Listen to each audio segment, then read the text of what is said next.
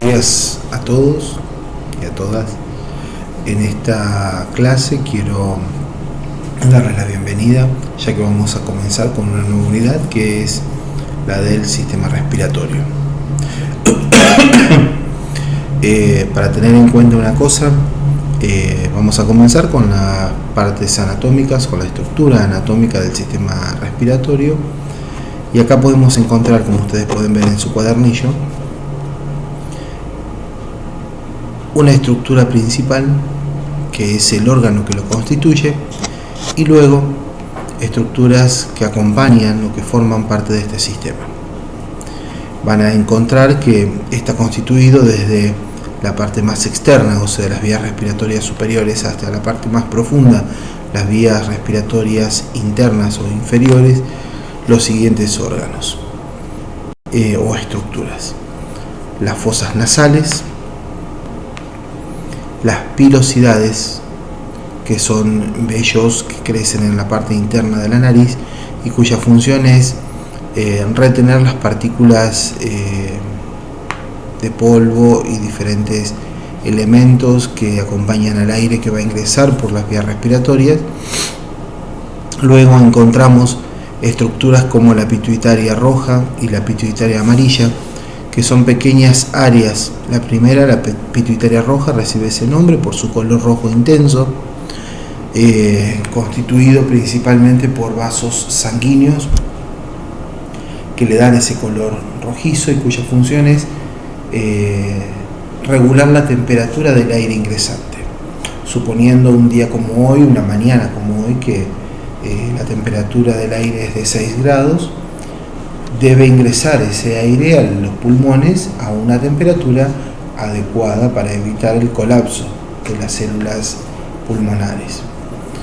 ¿Y cuál sería la temperatura adecuada? Bien, la temperatura interna de nuestro cuerpo, que equivale a 37 grados centígrados aproximadamente.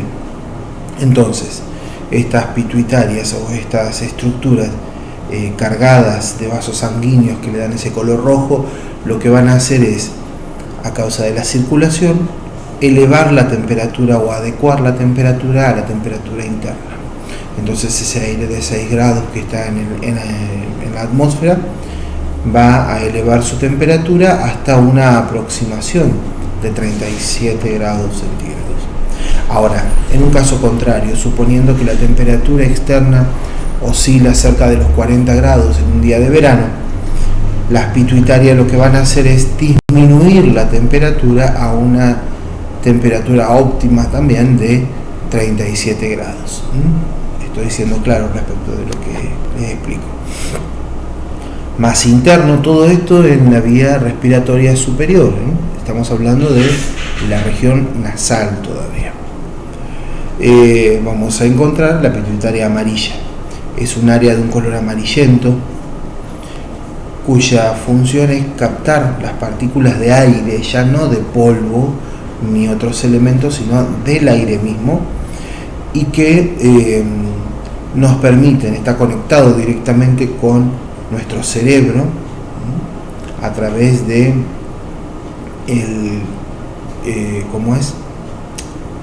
del nervio olfatorio, y va a captar esas partículas de aire, indicándonos o permitiéndonos percibir los olores que nos están circulando o que el aire que ingresa a nuestras vías contiene. Ya en la parte posterior vamos a encontrar una cavidad llamada faringe, que está relacionada con la boca, con el sistema digestivo. Es un espacio común que lo conocemos vulgarmente como garganta.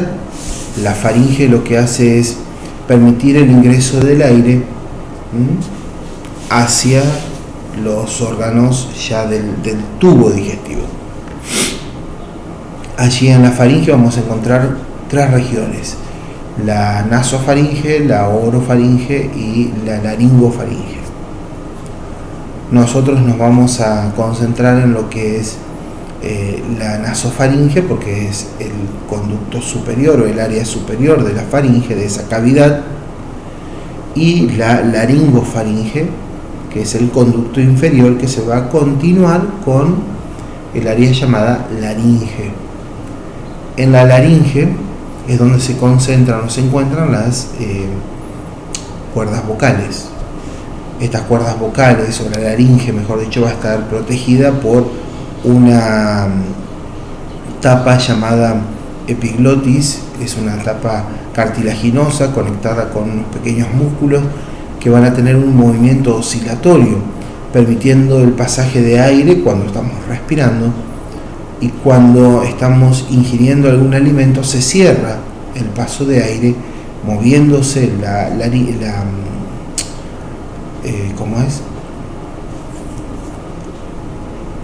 epiglotis, cerrando el orificio laríngeo y permitiendo el paso de los alimentos, de los líquidos, diferentes elementos. Luego encontramos obviamente la laringe, como les decía, que es un área cartilaginosa, un órgano cartilaginoso, y en su interior se encuentran las cuerdas vocales. Un conducto por donde circula el aire, siempre tapizado con una pequeña mucosa que le va a dar las propiedades para poder retener cualquier partícula extraña que continúe el ingreso hacia las vías respiratorias internas. Posteriormente a la laringe encontramos la tráquea. Es un conducto de unos 15 centímetros aproximadamente a 20 centímetros, dependiendo de la contextura física del individuo, si es más alto, más delgado, y que en el adulto llega a tener o estar constituido por 22 anillos cartilaginosos. Estos anillos van a ser semicirculares, van a tener este aspecto en forma de C. Esta área formada por cartílago, que es la parte anterior, nosotros podemos palpar al tacto, es esta área cartilaginosa, y en la parte posterior de cada anillo de la tráquea hay una pequeña membrana que une los lados superior o derecho e izquierdo, que se va a plegar, va a permitir el pliegue, debido a que detrás de esa membrana se encuentra ubicado el esófago, como pueden ver en las imágenes. Esta membrana lo que va a permitir es que cuando nosotros ingerimos un alimento o el bolo alimenticio, al plegarse el esófago, va a empujar la membrana hacia adentro, permitiendo que el bolo alimenticio circule, va a tener este formato, ¿sí? Va a permitir que circule el bolo alimenticio hacia el estómago, pero eso es otro tema de otra unidad.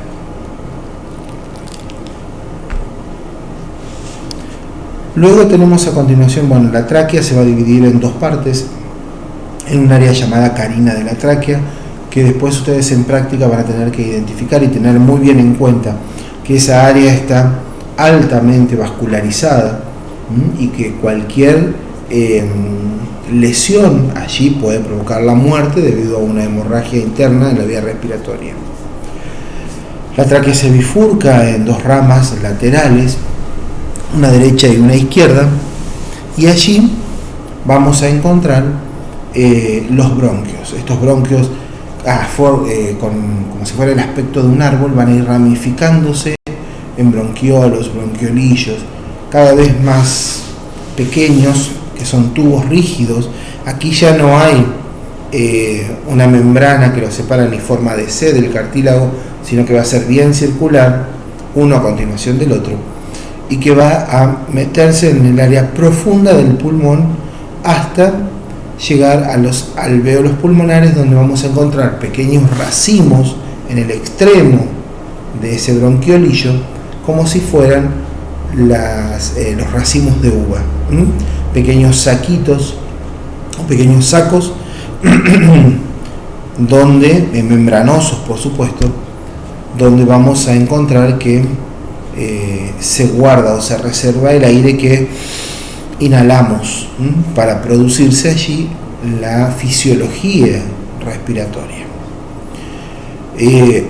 Luego, eso en el área interna en forma de conductos. Luego encontramos los órganos principales de este sistema respiratorio, que son los pulmones.